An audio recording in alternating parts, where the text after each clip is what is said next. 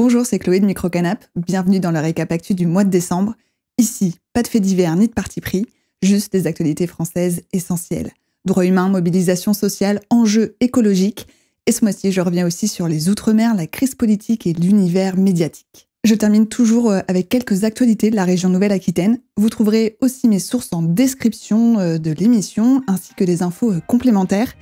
Je précise également que je fais de mon mieux pour vous produire un contenu pédagogique et concis depuis le mois de juin. Alors restez bien jusqu'à la fin pour saisir toutes les clés des actus du mois. Hey!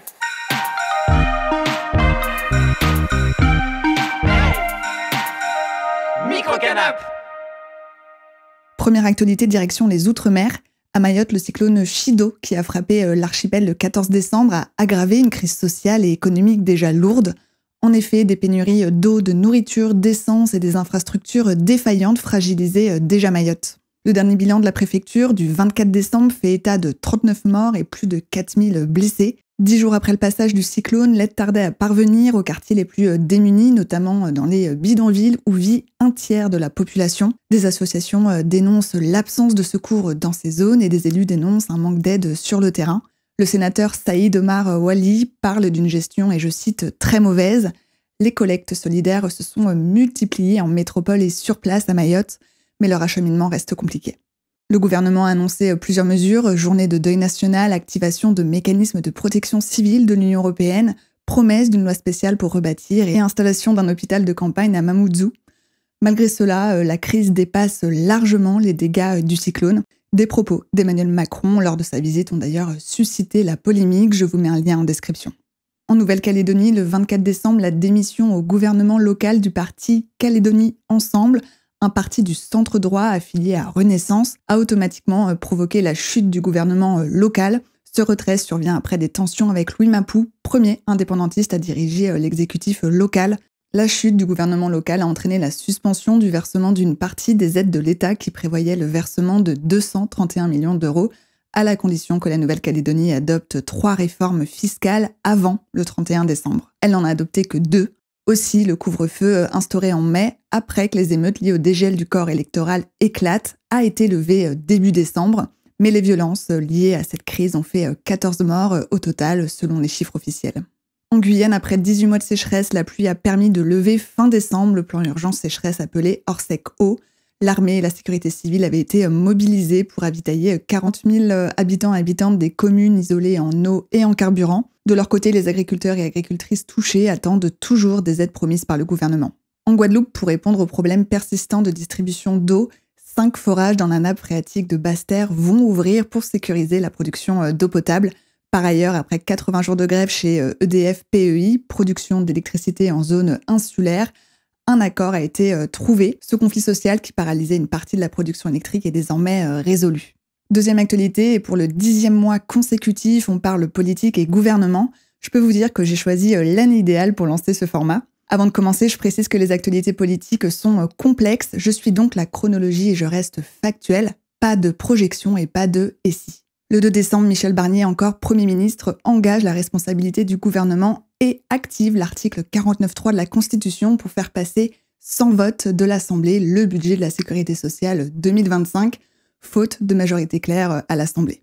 Le Sénat et une commission mixte paritaire avaient validé le texte fin novembre, mais Michel Barnier savait qu'il serait rejeté par les députés. Je vous en dis plus dans la rubrique budget tout à l'heure. En réponse, le même jour, le 2 décembre, la coalition de la gauche, le nouveau Front populaire et l'extrême droite, le Rassemblement national, déposent des motions de censure critiquant la loi de financement de la sécurité sociale 2025. Je vous en dis plus tout à l'heure dans la rubrique budget. Alors, celle du nouveau Front populaire est examinée en premier car elle a plus de sièges à l'Assemblée et elle est adoptée le 4 décembre par 331 voix, entraînant la chute du gouvernement Barnier.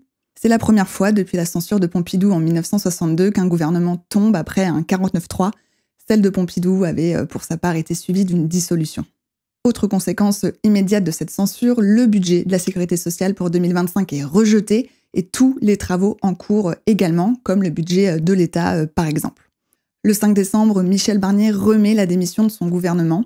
Le soir, Emmanuel Macron s'adresse aux Français pour la première fois depuis la dissolution de l'Assemblée. Il évoque, et je cite, un gouvernement d'intérêt général et dénonce, et je cite toujours, un front anti-républicain entre la gauche et l'extrême droite. Il admet aussi que la dissolution n'a pas été comprise et en assume la responsabilité. Le 13 décembre, François Bayrou, centriste, est nommé Premier ministre. Maire de la ville de Pau, il est aussi président du MoDem, un parti centriste qu'il a lui-même fondé en 2007. Proche d'Emmanuel Macron depuis 2017, il a été ministre de l'Éducation dans les années 90 et brièvement ministre de la Justice en 2017, avant de démissionner dans une affaire d'emploi fictif visant son parti. À ce propos, Bayrou a été déclaré non coupable, mais l'affaire est en appel. Il s'oppose aussi à l'inéligibilité immédiate de Marine Le Pen dans une affaire comparable. La décision est attendue pour mars. François Bayrou est pour un recul de l'âge à la retraite, contre la légalisation de l'aide à mourir et critique la loi immigration actuelle qu'il juge déséquilibrée en faveur de la droite et de l'extrême droite. Il défend une taxe sur les hyper riches et milite pour plus de pouvoir parlementaire. Opposé au 49.3, il reconnaît qu'il pourrait pourtant être amené à l'utiliser comme Premier ministre, reflétant la complexité de sa position. Catholique, il défend une laïcité stricte dans l'espace public. J'ai fait plusieurs émissions sur la laïcité, je vous mets les liens en description. Le 23 décembre, François Bayrou annonce un gouvernement de 35 membres marqué à droite, sans représentants de la gauche. La gauche parle, elle, de, et je cite, déni démocratique. L'extrême droite parle, et je cite, de coalition de l'échec. Je vous mets des liens en description si vous souhaitez connaître en détail la composition du gouvernement.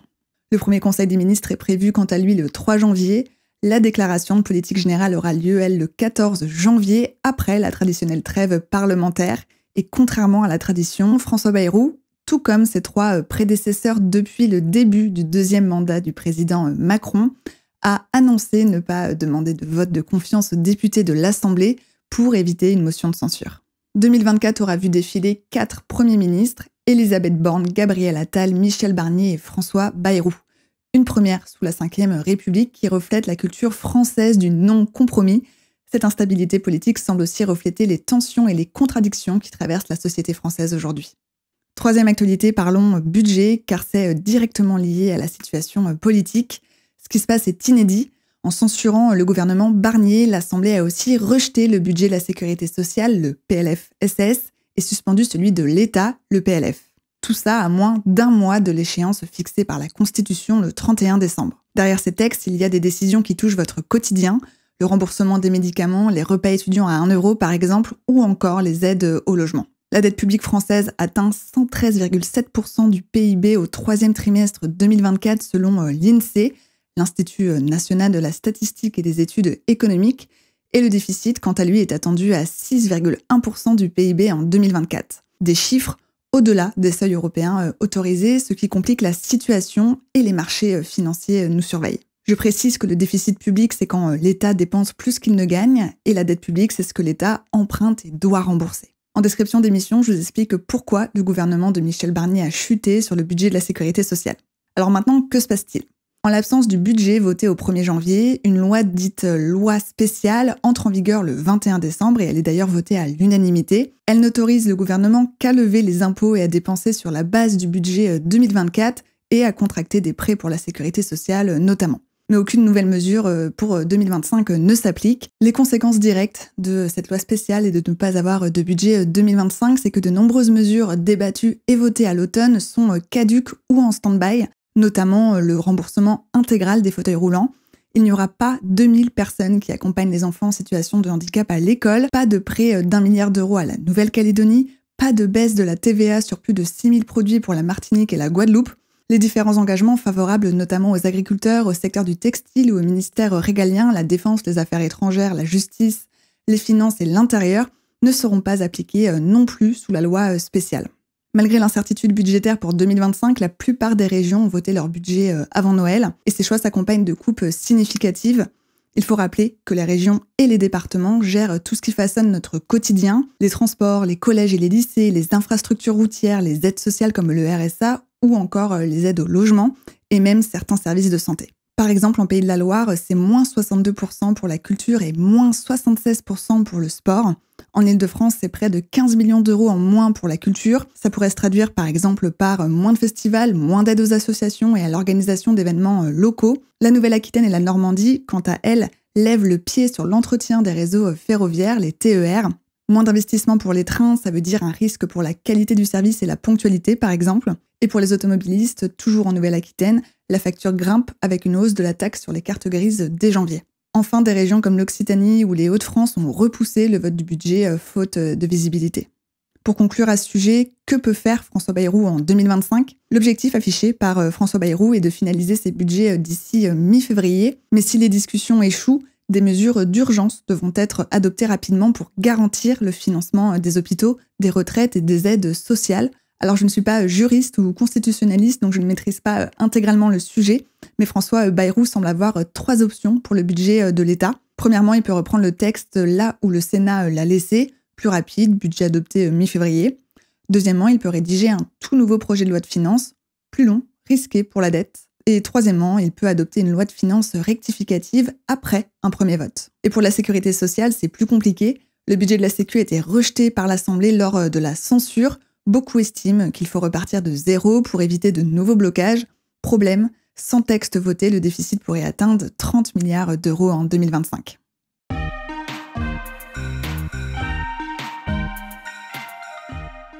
Quatrième actu, parlons droits humains et sociaux. Le gouvernement de François Bayrou a validé les nouvelles règles de l'assurance chômage trouvées entre les partenaires sociaux, malgré l'absence de la signature de la CGT.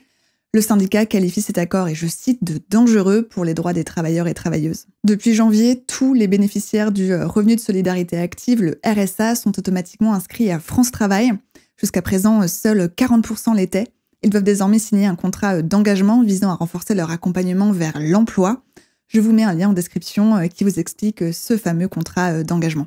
Si cette réforme elle est globalement bien accueillie, des obstacles majeurs comme le logement et la mobilité freinent toujours l'accès à l'emploi. Côté emploi local, l'usine historique Poulain, près de Blois, a été sauvée. Andros a repris le site, préservant ainsi 109 emplois menacés par la fermeture annoncée en juin par Carambar & Co. À Aubervilliers, un pôle de santé dédié aux femmes a ouvert ses portes en réponse à la recrudescence des féminicides. La ville avait recensé 2 féminicides en 6 mois en 2022. Ce centre offre un accompagnement complet grâce à des médecins, des gynécologues et des psychologues. Les consultations médicales ont-elles augmenté fin décembre ? 30 € chez un généraliste et 60 € chez un spécialiste sur recommandation d'un généraliste. L'Académie de l'Organisation mondiale de la santé, l'OMS, a été inaugurée à Lyon. Destinée à former 16 000 soignants et soignantes du monde par an, elle espère atteindre 3 millions d'apprenants d'ici 2028, principalement grâce à des formations en ligne. La France a financé ce projet à hauteur de 120 millions d'euros pour répondre à la pénurie mondiale de soignants, estimée à 10 millions d'ici 2030 selon l'OMS. Sur le plan de l'inclusion, 250 mineurs isolés sans abri occupent la Gaîté Lyrique depuis le 10 décembre. La direction de la salle de spectacle parisienne soutient leur cause tout en appelant les autorités à prendre leurs responsabilités. De son côté, la ville de Montreuil, en partenariat avec des associations, a ouvert un gymnase municipal pour accueillir des femmes sans abri durant l'hiver pour la 2e année consécutive. La publication d'un livre officiel sur les Jeux de Paris qui omet les Jeux paralympiques a déclenché une vague d'indignation chez les athlètes et le comité paralympique. Cet oubli souligne le manque de reconnaissance des athlètes en situation de handicap. Côté innovation, 2 pôles dédiés au handicap ont ouvert en décembre. Le campus Louis Braille à Paris soutient la recherche pour les déficients visuels. À Saint-Denis, le Handilab accompagne des startups développant des solutions d'inclusion. Du côté de la justice, la Commission nationale de l'informatique et des libertés, la CNIL, a mis en demeure le ministère de l'Intérieur pour l'utilisation d'un logiciel de surveillance par la police. Et une amende de 225 000 € a été requise contre la Banque mondiale UBS pour harcèlement envers des lanceurs d'alerte. Sur la question agricole, les syndicats dénoncent l'accord signé début décembre entre l'Union européenne et le Mercosur, Brésil, Argentine, Paraguay, Uruguay. Ils estiment que cet accord expose l'agriculture française à une concurrence déloyale en ouvrant les marchés européens à des produits agricoles sud-américains à moindre coût. La censure du gouvernement Barnier alimente aussi la colère des agriculteurs et des agricultrices. Les mesures promises après les mobilisations de l'hiver dernier et de cet automne sont suspendues. Les mobilisations et la crise agricole se poursuivent. 5e actualité, cap sur l'environnement. La demande mondiale de charbon a atteint un nouveau record en 2024, mais devrait se stabiliser d'ici 2027 grâce aux énergies renouvelables, selon l'Agence internationale de l'énergie, l'AIE, dans son rapport annuel sur le charbon dans le monde. En parallèle et toujours selon l'AIE, la production mondiale de pétrole va augmenter plus vite que la consommation en 2025, malgré les efforts des membres de plusieurs pays membres de l'Organisation des pays exportateurs de pétrole et ses alliés, l'OPEP+. Et après un recul important en 2023, la baisse des émissions de gaz à effet de serre en France montre des signes de ralentissement en 2024, avec une légère hausse au 3e trimestre, portés par le bâtiment et les transports, selon le CITEPA, l'organisme mandaté pour dresser le bilan carbone de la France. En France, le réacteur nucléaire EPR nouvelle génération de Flamanville a été raccordé au réseau le 21 décembre après 17 ans de chantier et 12 ans de retard. C'est désormais le réacteur le plus puissant du pays, capable d'alimenter 2 millions de foyers français. La France, pays le plus nucléarisé par habitant, avec 56 réacteurs pour 68 millions d'habitants et d'habitantes, aurait battu son record d'exportation d'électricité en 2024. Et oui, le pays fournit, entre autres, le Royaume-Uni, l'Allemagne, l'Italie et la Belgique. Côté ferroviaire, la ligne Nancy-Lyon a rouvert après 6 années de travaux et une liaison Paris-Berlin est désormais disponible en 8 heures de TGV à partir de 59,99 €. L'Union européenne vise à tripler le trafic ferroviaire d'ici 2050 pour tenir ses objectifs climatiques. 6e actualité, faisons le point sur le climat. 2024 s'annonce comme l'année la plus chaude jamais enregistrée dans le monde selon la période de référence 1850-1900 et 2024 s'annonce comme la plus chaude et la plus pluvieuse pour la France selon Météo France. J'ai réalisé plusieurs émissions qui vous expliquent le changement climatique sans fatalisme, je vous mets les liens en description. En France, la situation des nappes souterraines reste globalement satisfaisante malgré une légère dégradation cet automne d'après le BRGM, le service géologique national. 65% des nappes restent au-dessus des normales saisonnières et le risque d'inondation par remontée des nappes semble donc s'éloigner, mais l'évolution dépendra des précipitations hivernales. 7e actualité, dans les coulisses du paysage médiatique, ça bouge beaucoup. France Télévisions prévoit un déficit de 41,2 millions d'euros pour 2025, une première depuis 9 ans. L'entreprise affirme qu'elle, et je cite, devra procéder à des efforts rigoureux tout en maintenant ses missions essentielles. L'Arcom, le régulateur des médias audiovisuels, a confirmé l'exclusion des chaînes C8 et Énergie 12 de la TNT dès février 2025 dans le cadre du renouvellement des autorisations de 15 chaînes de la TNT. C8, propriété de Canal+, groupe Vivendi appartenant à Bolloré, est la chaîne la plus sanctionnée ces dernières années avec 7,6 millions d'euros d'amende. Pour les remplacer, 2 nouvelles chaînes feront leur entrée, CMI France du milliardaire Daniel Kretinsky et OFTV de Ouest France. Par ailleurs, l'hebdomadaire Marianne reste sous la coupe de Daniel Kretinsky. Frédéric Tadaï prend la direction de la rédaction. Il avait notamment animé l'émission Interdit d'interdire sur RT France, une filiale de la chaîne russe RT, accusée de diffuser la propagande russe et interdite dans l'Union européenne. Un dispositif de clause de conscience est censé être proposé aux journalistes dès janvier. Cette clause, elle permet aux journalistes de quitter la rédaction avec des indemnités si il ou elle estime que la nouvelle ligne éditoriale va à l'encontre de leurs valeurs professionnelles. Enfin, l'entrée d'investisseurs conservateurs et détenteurs de médias dont Bolloré et Dassault dans le capital de l'école de journalisme ESJ Paris fait débat. L'arrivée d'Alexandre Peuzet, cofondateur de l'Institut de formation politique, l'IFP, une école formant les cadres de la droite dure conservatrice, cristallise les tensions. L'IFP est souvent perçue comme une école des élites conservatrices. Cette prise de participation nourrit des inquiétudes sur l'orientation idéologique de la formation des futurs journalistes. 8e actualité, de nombreuses manifestations ont eu lieu en France en décembre. Je vous en cite quelques-unes, mais dites-moi en commentaire si une autre mobilisation vous a marqué ou si vous auriez aimé que j'en parle. Le 20 décembre, au lendemain du verdict du procès des viols de Mazan, plusieurs centaines de militantes féministes du collectif Nous Toutes se sont rassemblées à Paris et à Avignon pour rendre hommage à Gisèle Pelicot et dénoncer les violences sexuelles. Les manifestants et manifestantes réclament des peines plus sévères contre les violeurs. Dans l'affaire Mazan, les 51 accusés ont été reconnus coupables, avec des peines allant jusqu'à 20 ans de réclusion pour Dominique Pelicot, principal agresseur. Toutefois, de nombreuses militantes jugent ces sanctions insuffisantes. Le 14 décembre, 4 jours avant la Journée internationale des migrants et migrantes, plusieurs centaines de personnes se sont mobilisées à Paris et dans d'autres villes françaises. Les manifestants et manifestantes dénonçaient les politiques migratoires jugées répressives et les récentes expulsions de camps de migrants. Cette mobilisation, organisée par des associations et collectifs, visait à défendre le droit d'asile et à améliorer les conditions d'accueil des exilés. Si aucune mesure immédiate n'a été annoncée par le gouvernement, la ville de Paris a promis l'ouverture de 300 places d'hébergement d'urgence. Le 9 décembre à Paris, des militants d'Attaque de la CGT ainsi que des journalistes se sont rassemblés pour dénoncer la concentration des médias par le groupe Vivendi, dirigé par Vincent Bolloré. Cette mobilisation s'opposait aussi à la scission de Vivendi en 4 entités, craignant que cela ne fragilise certains secteurs de l'édition et de l'audiovisuel. Malgré l'opposition syndicale, Vivendi maintient son projet de restructuration. L'Arcom, le régulateur des médias audiovisuels, a ouvert une enquête sur les risques de monopole. Le 5 décembre, les agents et agentes publics, enseignants, enseignantes, agents, agentes hospitalières et fonctionnaires ont répondu massivement à l'appel des syndicats pour dénoncer la dégradation des conditions de travail et leur rémunération. Plus de 200 000 manifestants et manifestantes se sont mobilisés dans toute la France selon la CGT, 130 000 selon les autorités. Cette grève, elle s'inscrit dans un contexte de tension sociale renforcée par la chute du gouvernement Barnier. Le nouveau Premier ministre François Bayrou s'est engagé à ouvrir des discussions avec les syndicats dès janvier.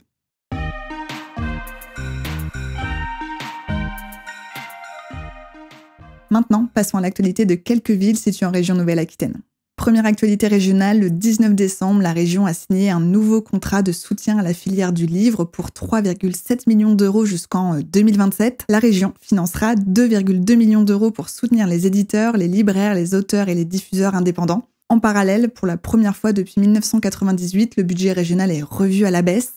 3,3 milliards d'euros prévus pour 2025 contre 3,5 milliards cette année. Près de 200 millions d'euros d'économies votées dans un contexte tendu après la censure du projet de loi de financement de la sécurité sociale. Malgré cela, la région maintient ses priorités. Pour résumer, la culture et les services publics restent au cœur des choix de la région Nouvelle-Aquitaine, même avec des marges de manœuvre réduites. Deuxième actualité régionale, nouvelle décision dans le dossier des méga-bassines des Deux-Sèvres. La Cour administrative d'appel de Bordeaux a suspendu le 18 décembre dernier l'autorisation de construire 4 retenues d'eau dans le bassin de la Sèvre niortaise-Mignon. En cause, l'absence de dérogation pour protéger un oiseau, l'outard de canepetière, une espèce menacée. Ces projets risqueraient de détruire son habitat et de compromettre sa survie. Les réserves concernées sont situées à Sainte-Soline, Messé, Moujon et Saint-Sauvant. La Cour précise cependant que l'autorisation pourrait être rétablie si une dérogation espèce protégée est délivrée. Troisième actualité régionale, la justice administrative a ordonné le mardi 19 décembre à l'administration pénitentiaire de prendre des mesures immédiates pour améliorer les conditions de détention jugées indignes dans les prisons de Limoges et de Saint-Martin-de-Ré. À Limoges, le tribunal pointe une surpopulation à 195%, des sanitaires non cloisonnés et une prolifération de punaises de lit. Il impose la distribution de kits d'hygiène et d'entretien et l'installation de cloisons pour préserver l'intimité des détenus. Des injonctions qui rappellent les difficultés persistantes du système carcéral français. Quatrième et dernière actualité, direction Poitiers. Je l'avais déjà annoncé en avril. La municipalité a annoncé de nouvelles mesures pour ses agents et agentes, marquant une avancée en matière d'égalité professionnelle homme-femme. À partir de janvier 2025, la ville mettra en place un congé menstruel pour ses agentes, permettant jusqu'à 2 jours d'absence par mois en cas de règles douloureuses ou d'endométriose, sans impact sur la rémunération ou la carrière. En parallèle, le congé paternité sera allongé à 10 semaines contre 4 actuellement, afin de favoriser un équilibre dans la répartition des tâches dès la naissance de l'enfant. La ville espère que ces initiatives encourageront une plus grande égalité au sein des foyers et au travail. Pour conclure, il y a une actualité en lien avec l'histoire de Charles Martel. France 3 a réalisé une interview qui explique très bien cette histoire. Je vous mets le lien en description. Merci d'avoir regardé l'émission. N'oubliez pas de vous abonner pour soutenir Microcanap et pour ne pas manquer le prochain récap actu et les autres émissions. Microcanap est également présent sur Instagram et TikTok. Je vous retrouve dans 2 semaines pour un nouveau sujet. Microcanap!